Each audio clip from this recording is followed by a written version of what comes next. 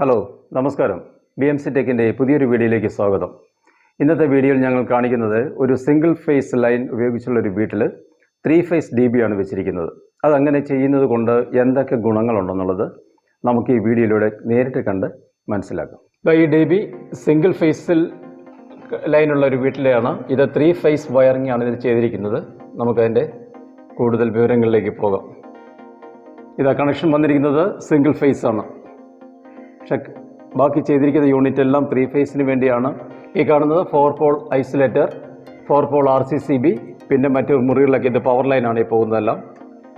ഇത് മറ്റു മുറികളിലേക്ക് പോകുന്ന MCBകൾ. ഈ കാണുന്നത് സെലക്ടർ സ്വിച്ച്. ഒരു 3 ഫേസ് വയറിങ്ങിനുള്ള എല്ലാ സജ്ജീകരണവുമാണ് ഇതിൽ ചെയ്തിരിക്കുന്നത്. പക്ഷേ ഈ ലൈൻ കൊടുത്തിരിക്കുന്നത് സിംഗിൾ ഫേസ് ലൈനാണ്. ഇനി ഈ DB നമുക്കൊന്ന് അഴിച്ച് കാണാം വേഗം.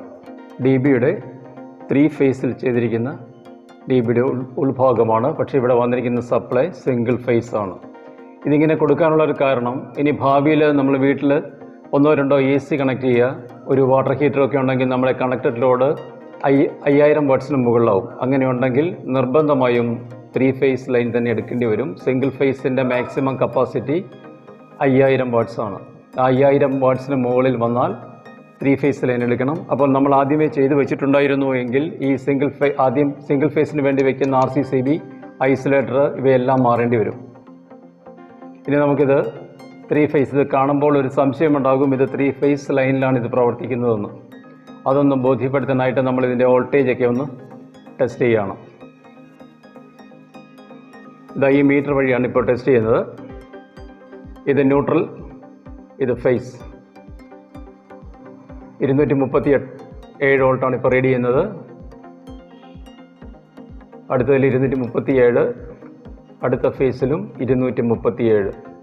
ഇനി ഫേസ് ടു ഫേസ് നമുക്ക് നോക്കാം. ഫേസ് ടു ഫേസ് 0 വോൾട്ടേജ് ആണ്, കാരണം സിംഗിൾ ഫേസ് ആയതുകൊണ്ടാണ്.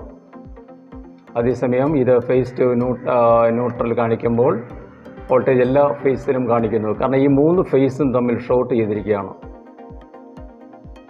അതുകൊണ്ടാണ് ഫേസ് ടു ഫേസ് നോക്കുമ്പോൾ 0. ഈ 3 ഫേസും തമ്മിൽ ഷോർട്ട് ചെയ്തിരിക്കുന്നതുകൊണ്ടാണ് ഈ ഫേസ് വോൾട്ടേജ് തമ്മിൽ കാണിക്കാത്തത്. അതേസമയം 3 ഫേസ് ലൈൻ ആയിരുന്നുവെങ്കിൽ വോൾട്ടേജ് കാണിക്കും. ഇത് സിംഗിൾ ഫേസ് ലൈൻ ഷോർട്ട് ചെയ്തിരിക്കുന്നതുകൊണ്ടാണ്. ഇങ്ങനെ കണക്ട് ചെയ്താലും നമ്മുടെ ലൈനിൽ എവിടെയെങ്കിലും രീതിയിൽ നമുക്ക് ഇലക്ട്രിക് ഷോക്കോ എർത്തോ ഉണ്ടായാൽ ഈ RCCB ട്രിപ്പാകും. അതുകൊണ്ട് ഒരു സിംഗിൾ വയറിങ് എങ്ങനെ ചെയ്യുന്നു അതേ പ്രൊട്ടക്ഷൻ തന്നെ നമുക്കിതിൽ കിട്ടുന്നു. ഇതിൻ്റെ ഔട്ടാണ് ഈ കണക്ട് ചെയ്തിരിക്കുന്നത്. RCCB ഔട്ടാണ്, RCCBയുടെ ഇൻപുട്ടാണ്. അതിൽ ഇതേ വോൾട്ടേജ് തന്നെയാണ് റീഡ് ആവുന്നത്. ഈ 3 ഭാഗത്തും ഒരേ ഫേസ് തന്നെയാണ് വന്നിരിക്കുന്നത്. ഇത് തമ്മിൽ വോൾട്ടേജ് 0, 2 ഫേസ് തമ്മിലുള്ള വോൾട്ടേജ് 0 ആണ്. ഇത് സിംഗിൾ ഫേസ് ലൈനാണ്. നമ്മളിത് കണക്ട് ചെയ്തിരിക്കുന്നത് ഭാവിയിൽ കൂടുതൽ വാട്ട്സ് ഉപയോഗിക്കാൻ നേരത്തെ നമുക്ക് 3 ഫേസിലേക്ക് കൺവേർട്ട് ചെയ്യുക വളരെ എളുപ്പമായിരിക്കും. ഇനി നമുക്കിത് ബൾബ് വെച്ചുകൊണ്ട് ഇതിൻ്റെ എർത്ത് ലീക്കേജ് ഒന്ന് ടെസ്റ്റ് ചെയ്ത് നോക്കാം. ഇനി ഇതിൻ്റെ എർത്ത് ലീക്കേജ് നമുക്ക് ടെസ്റ്റ് ചെയ്യാണ്. അതിനുവേണ്ടി നമ്മളൊരു 7 വാട്ട്സിൻ്റെ LED ബൾബാണ്. ഇങ്ങനെയുള്ള ടെസ്റ്റിന് നമ്മൾ 7 വാട്ട്സ് തന്നെ ഉപയോഗിക്കുക. കാരണം ഇതിൻ്റെ ഈ RCCBയുടെ കറക്റ്റായിട്ടുള്ള അതിൻ്റെ പ്രവർത്തനം നമുക്ക് മനസ്സിലാക്കാൻ സാധിക്കും. കാരണം 30 mAക്ക് മുകളിൽ കറണ്ട് ലീക്കേജ് വന്നാൽ RCCB ട്രിപ്പാകും. ഒരു 7 വാട്ട്സ് എന്ന് പറയുമ്പോൾ ഏകദേശം ഒരു 32 mA കറണ്ടാണ് അതെടുക്കുന്നത്. ഇതിപ്പോൾ നമ്മൾ ന്യൂട്രൽ ടു ഫേസ് ആണ് കാണിക്കുന്നത്. ഇത് സപ്ലൈ ഉണ്ട്. അടുത്ത ഫേസിൽ ഇത് 3 ഫേസും തമ്മിൽ ഷോർട്ട് ചെയ്തിരിക്കുകയാണ്. ഇതിപ്പം പ്രവർത്തിക്കുന്നത് സിംഗിൾ ഫേസിൽ ഉപയോഗിക്കുന്ന RCCB ആയിട്ടാണ്. ഇത് 3 ലൈനും തമ്മിൽ ഷോർട്ട് ചെയ്തിരിക്കുകയാണ്. അതറിയാനായിട്ട് ഫേസ് തമ്മിൽ കണക്ട് ചെയ്യുമ്പോൾ വർക്ക് ചെയ്യുന്നില്ല. അതേസമയം ഫേസ് ടു ന്യൂട്രൽ വർക്ക് ചെയ്യുന്നുണ്ട്.